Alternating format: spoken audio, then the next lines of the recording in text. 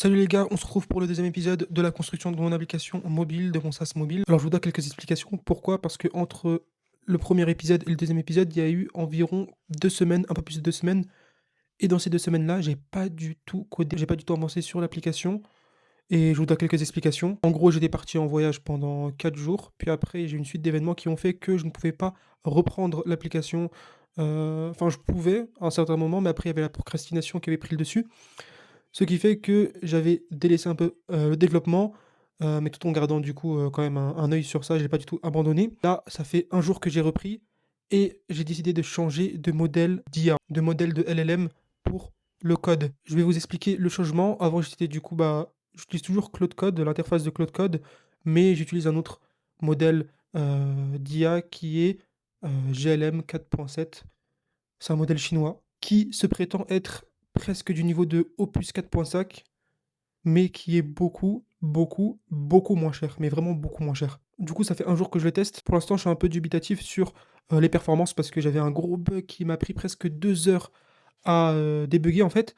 Et le problème, c'est quoi? C'est que c'était juste, il fallait juste supprimer une fonctionnalité que j'avais mis qui n'était pas encore en place, ce qui faisait crasher mon application. Je faisais confiance à l'IA pour régler ce problème-là, mais je voyais que ça tournait en rond, du coup, j'ai décidé d'analyser plus profondément. Bon, les gars, on va se retrouver sur le tableau que j'ai mis en place pour pouvoir mettre les tâches à faire et on va reprendre à fond. Bon, les gars, du coup, là, on se retrouve devant le tableau où j'ai écrit Opus 4.5 vs GLM 4.7. On va faire le test entre les différents. Enfin, c'est moi qui vais faire le test et je vais vous donner un feedback sur ça. Je pense que j'ai déjà ma réponse parce que j'ai testé hier. Opus 4.5 est mieux, je pense, il est plus performant, mais en prenant en compte le prix de Opus 4.5, GLM 4.7 peut être très très avantageux pour des personnes comme toi sûrement, qui n'a pas vraiment les moyens de mettre environ 100 dollars par mois pour être bien avec Opus 4.5. Pour être bien, en vrai, et pour ne pas être frustré quand tu vas voir que ta limite a été atteinte, il faut mettre 100 dollars par mois, ce qui peut être très très cher. Tu peux prendre de l'abonnement de 20 dollars par mois, mais l'abonnement de 20 dollars par mois est pas du tout suffisant pour une personne qui veut coder. Si tu codes, on va dire 1 heure par jour, ça peut être suffisant. Si tu codes 2, 3 heures par jour, tu peux vite être limité. GLM 4.7, tu peux avoir énormément de tokens, énormément, enfin, ne même plus te poser la question de est-ce qu'il me reste encore des tokens disponibles en payant pas très très cher. Je crois que j'avais vu une offre pour GLM 4.7, une offre qui était à environ, je crois 40 dollars pour 4 mois. Je crois, hein. Mais c'est beaucoup, beaucoup moins cher. Après, bon, il y a des questions de données, parce que c'est un modèle chinois, etc. Franchement, je préfère me donner mes données hein, de l'application, il n'y a rien de confidentiel. Prends mes données, entraîne tes modèles avec si tu veux. Mais si ton truc marche bien et que c'est pas très cher, je prends. Et ici, du coup, j'ai fait un petit tableau avec affaires en cours et fini. Pour la colonne affaires, ce qu'on a à faire aujourd'hui, et c'est ce que j'aimerais faire aujourd'hui. Je pense qu'on aura le temps de finir carrément. Ce serait premièrement, c'est d'analyser les dernières modifications. Comme je vous ai dit, ça fait 2 semaines que j'ai pas codé. Il faut que je analyse tout ce que j'ai fait avant pour, me remettre dans le bain un peu et voir où je suis rendu et voir si ce que j'ai fait avant était bon pour que je puisse passer à autre chose. Puis après, on va terminer, l'UI et l'UX, en gros le design, de l'écran, parcours où il y a les épisodes. On va essayer de finaliser l'écran pour qu'après en fait, ce qu'il nous reste à faire pour, l'écran parcours, c'est simplement d'injecter du contenu et le contenu, on pourra faire ça plus tard. Là, le but, c'est vraiment d'avoir une structure complète et solide. Puis après, on va, analyser l'onglet, TechLM, l'onglet TechLM AI, c'est en gros, c'est l'onglet où il y a l'IA, où on peut chatter avec lui. On va analyser l'onglet et on va déterminer ce qu'il faut faire. Le but, c'est voilà, d'analyser vraiment l'onglet et de voir ce qui nous manque à faire pour vraiment perfectionner cet onglet-là. Je pense qu'on va se mettre 30 minutes pour faire l'analyse des dernières modifications. Et pour terminer, lui, l'UX de l'écran parcours, je pense 1 heure, ça suffit largement. Si le modèle GLM 4.7 travaille bien pour nous. C'est parti. On se retrouve sur VS Code. J'ai mis un petit thème curseur sur mon VS Code. C'est vraiment super stylé. Là, on a l'application.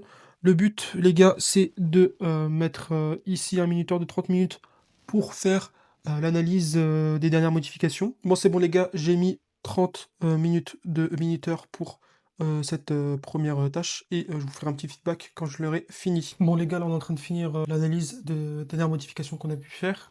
J'ai pris 15 minutes de plus en fait, j'ai pris 15 minutes de plus pour terminer ça. Le problème c'est quoi? C'est que j'avais des problèmes qui sont apparus, que j'ai dû corriger. Ça a pris un peu plus de temps que prévu. Voilà. Là le but maintenant c'est d'attaquer la deuxième tâche qui est de travailler le design de l'écran parcours, qui est l'écran du coup où il y a les épisodes. Le but c'est de vraiment faire une version on va dire première version finale que je pourrais mettre en production sans problème. Voilà, le but c'est de travailler tout ce qui est design UI, UX avec les informations à mettre sur l'écran, le fait que ce soit beau, un bon design. Et voilà, j'avais dit de prendre 1 heure pour le faire. Je pense qu'on va prendre 1 heure en vrai. Je préfère me mettre 1 heure, comme ça je suis sûr que j'aurai terminé en 1 heure. Bon les gars, je vous fais un petit feedback de cette journée de travail.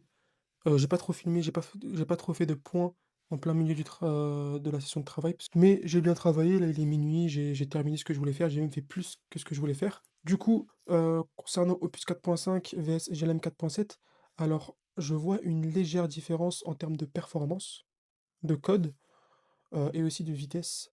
Opus 4.5 est plus puissant, mais je trouve qu'il est mieux. Mais en comparant les prix et en voyant en fait, que GLM 4.7, son prix est vraiment très bas. C'est-à-dire que tu peux totalement, te contenter de GLM 4.7 pour pouvoir faire, tes SaaS et tes projets, d'app mobile et cetera. Du coup, moi, je vais rester sur GLM 4.7. Je trouve que c'est beaucoup plus avantageux et ça moi, personnellement, ça me suffit. Alors du coup, on a pu terminer, comme vous voyez ici, on a fini 2 tâches, qui est du coup, l'analyse, des dernières modifications que j'avais fait quand j'avais repris après, une pause de 2 semaines de travail. Et aussi on a fini du coup, le design pour, la page, enfin pour l'onglet avec les épisodes. Et on a aussi, enfin ça qui est en cours actuellement, bah, je l'ai terminé.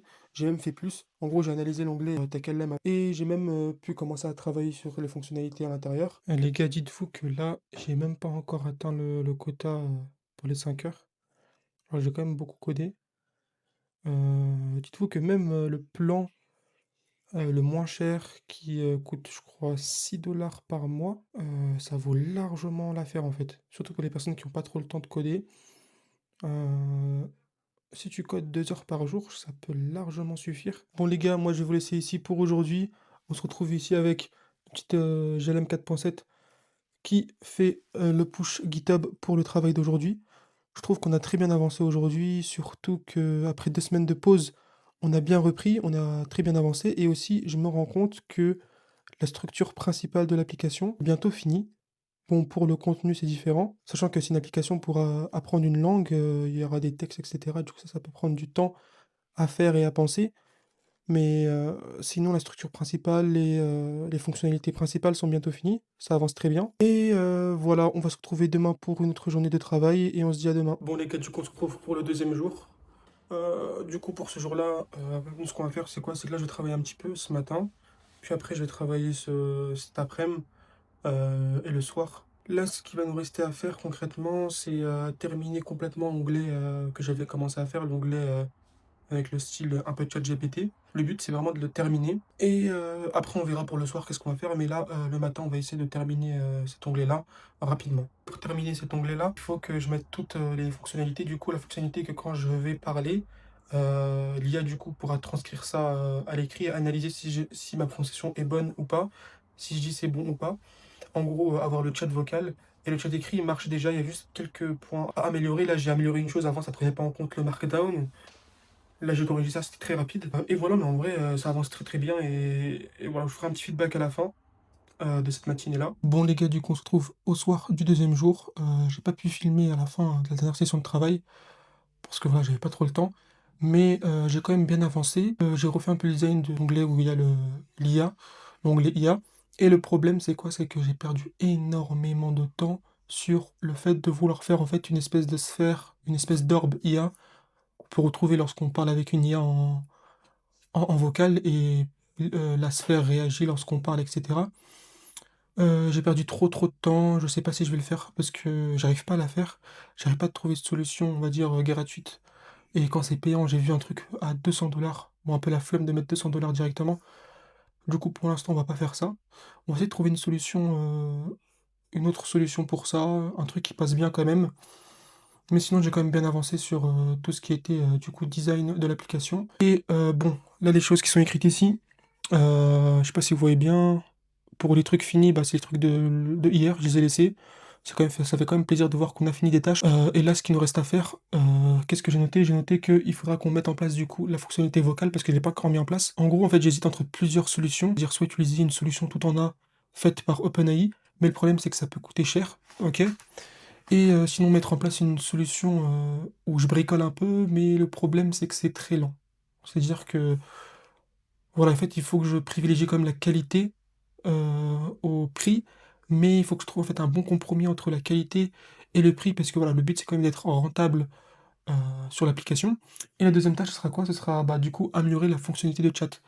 C'est-à-dire que lorsqu'on va discuter avec l'IA, là, pour l'instant, il écrit simplement des mots. Enfin, il écrit comme quand tu parles avec ChatGPT, dans l'application ChatGPT. Sauf que moi, ce que j'aimerais faire, c'est quoi? C'est, par exemple, styliser un peu le texte ou lorsqu'il y a un nouveau mot qui est donné, bah, l'utilisateur peut cliquer dessus et l'enregistrer pour ses flashcards, par exemple. Le but, c'est quoi? C'est de rendre cette, interface, cet, onglet IA différente et différent avec des éléments différenciants par rapport au fait d'utiliser un ChatGPT, très simple. En gros, ce que je veux, c'est quoi? C'est qu'il y ait vraiment une différence entre le fait d'utiliser ChatGPT et le fait d'utiliser l'IA qui sera, une fonctionnalité, payante, dans l'application.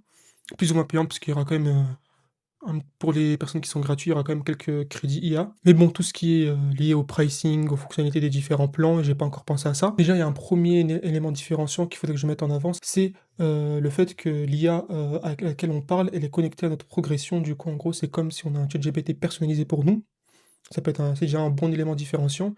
Puis après, en fait, il faut vraiment que je trouve plusieurs, choses à mettre en place heu, pour vraiment rendre beaucoup plus qualitatif et beaucoup plus attirant l'IA qui est connectée à notre application. Bon les gars, je vais me mettre directement au travail et je vous ferai un petit, feedback à la fin. Bon les gars, là on se retrouve après, avoir terminé de travailler, là il est à peu près minuit. Comme vous le voyez, c'est toujours en cours, mettre en place la fonctionnalité vocale.